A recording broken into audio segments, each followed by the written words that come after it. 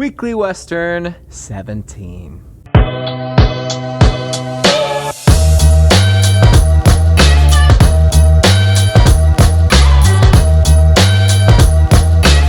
Hi folks, welcome back. We took a quick break last week, but we're back at the Weekly Western. We'll just kind of hop right into it. Gold, cactus, and horseshoe. Man, I don't even know the last time I talked to you guys. Was the last time pre-Opry? Did I get to talk about the Opry? Let's check that.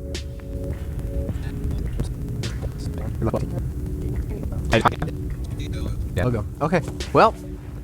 Okay. So I just checked, and this is how long it's been. I haven't even talked to you guys since I got to play the Crandall Opry. I made my debut.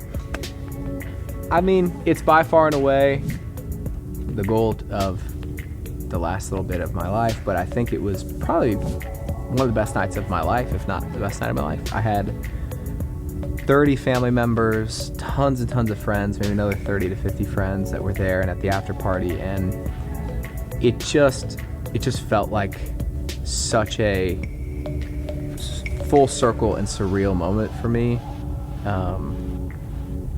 I really challenged myself to be super present and like to not just like be too nervous or whatever. Like I really soaked it in. I was super emotional. My parents were there, my siblings were there. And I was just walking around backstage looking at all the people who've played it before, just getting chills and getting emotional. And my dad and I had a moment where I was like, how many times did we listen to Brad Paisley growing up? Like, this is insane.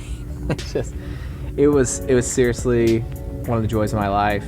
The performance went really well, and then I got a standing ovation, which is insanity. So I just, people say this, but when I say it, I always take a moment just to make sure that you guys know that I actually mean it. That's not possible without you guys. So thank you from the bottom of my heart. If you're watching this, that means you're a part of the Stadium Gang for sure, and we just love you and we appreciate you. So thank you very much. That's my gold.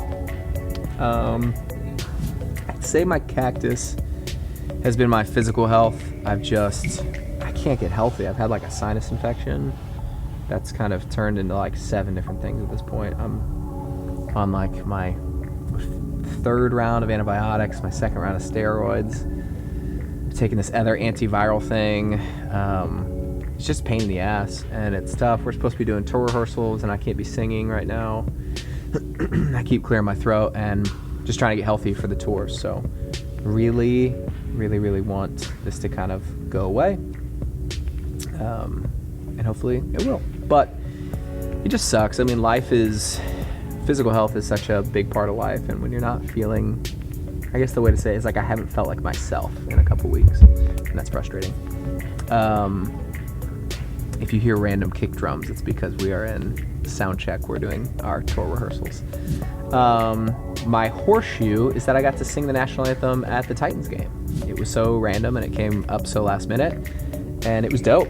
I, sang in front of 60,000 people at once, which is the most I've ever sang in front of live. Then a few casual of my millions of Nashville friends that listen to the broadcast regionally. So crazy. Big moment. Felt really, really cool. And like, I wasn't going to do it, but I just challenged myself. I was like, okay, I need to do things that like make me really uncomfortable because it will be good and it will help me grow. And now that I've done it, I'm like, oh, I could do that again. And there's just something about when you kind of go really hard at something that you feel like is out of your comfort zone, then it feels a little bit more comfortable the next time. It feels a little bit more comfortable. And when I first started playing shows, I was like, oh my God, I can't play in front of 200 people. And now I feel like I can play in front of 60,000 people, which is the goal if we're going to play the stadium. Gold, cactus, horseshoe, good stuff. Would love to see yours in the comments. Drop them as always. Let's see. Let's get to some questions, people. Shout out to Jeff finding the questions. What is my favorite Disney movie? The question comes from CocoChar.1. CocoChar, thank you. This is my answer because it's so underrated, and it's a goofy movie. It's a goddamn perfect movie, and and I won't accept any Goofy movie slander. Also, soundtrack. Jen Jill 3370 asks, what was the best part about singing the national anthem at the Titans game? I think it was just, like I said, to like push myself, and then I had a bunch of, they give you like a box, like a suite when you sing the anthem. So that was cool. I got to have a bunch of my family and friends there, and it was just a fun day. I will always remember that day. And the Titans won, so Titans are 1-0 when I sing the national anthem. Coincidence? I think not. Question number 3. What's your favorite Justin Timberlake song? From Junk Food, Jordan. Why make me choose? Why do that to me? I mean, Mirrors is definitely up there. One of my favorite songs of all time. I would say it's Mirrors. Then honorable mentions being like Drink You Away, My Love, Can't Stop the Feeling, Rock Your Body. Yeah, just to name a few. We could do this all day. What are you most excited about when it comes to the new tour? From I Am Ashley Fisher. I'm excited to see you guys. I mean, my dreams are coming true. I mean, so much of the stuff that we set out to do, we're like actually doing. And again, like, I don't have a massive record label. I don't have $1 billion budget. I have you guys. So it's like, it feels like I get to see my friends, and like, we've been working on this group project together, which is this album and all this stuff, and we get to like feel it together and be there together. And I love hearing your guys' stories. I love meeting some of you guys for the first time, seeing a bunch of you guys that have come out to shows for years and years. So it genuinely is just seeing you guys. It's my favorite part, and it makes it all worth it. It makes the whole experience feel like, you know, the music is having an impact on real human beings. It makes me so happy. Mackenzie_Gray asks, why did you choose to cover Still the One? So Still the One fit really well on this album. We kept saying, let's find a song like Still the One, let's find a song like Still the One. And we have Made, which is similar, but I wanted something that was in a song, you know, in an album of 20 tracks. I thought it'd be really cool to take the Western sonic branding and kind of put it on top of a well-known song and make it feel like our own. So we always play covers on tour because I think it's fun, and I think it's cool to show people like how your sound is on an old song. And I was like, why don't we just put out the covers that we put, or that we play on tour? Let's just put them on the album. That way people can be listening to them, and then after the tour's over, they can continue listening to them. So it just made sense top to bottom, and it's one of my favorite songs of all time. It's like, it reminds me of my parents. It reminds me of camping growing up. We'd listen to Shania Twain around the campfire, eating fajitas off paper plates, and it just makes me happy. So it's one of my favorite songs, and I think it holds up. I think the best compliment to that song is it's just as cool or just as good now than ever. I think it's only getting better. It's a freaking classic, which leads us to the Western update. So we are now through Scorpion, through Mustang, through Revolver, through Pickaxe.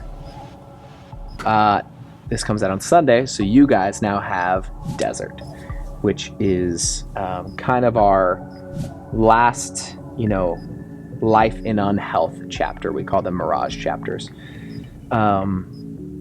There's 2 songs on there that are really super vulnerable and really like stripped on purpose sonically.